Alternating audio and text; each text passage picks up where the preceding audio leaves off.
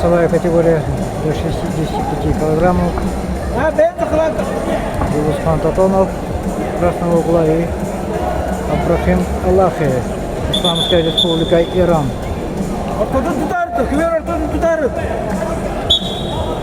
Yanı tarafı tutardı. Yerme konduğun beni. Rutazı kavakar. Yani rutazı kavakar, rut.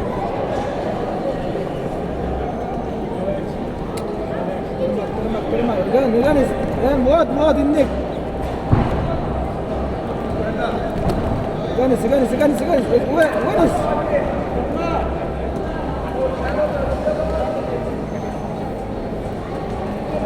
Kırma, beğenir yakka. Koş, beğen. Tadına bu dinle, tururma. Tamam, bu arkadaşlar indik. İndik. Ondan indirme, tutarız. Bu atı indik tutarız. Kırma da kansa. Tadın. Beğen вот. Гради зонда, хорошо. Аннелис.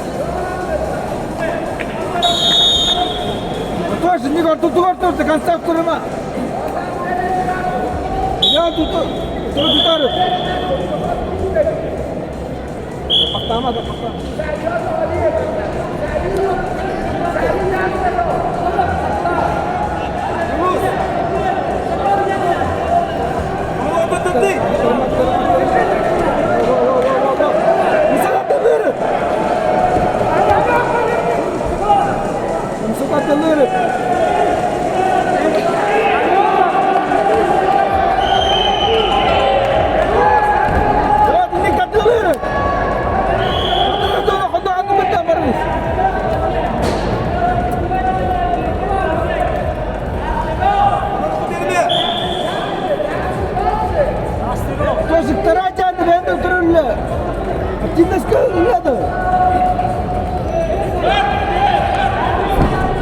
Вот это не звонит, не гань.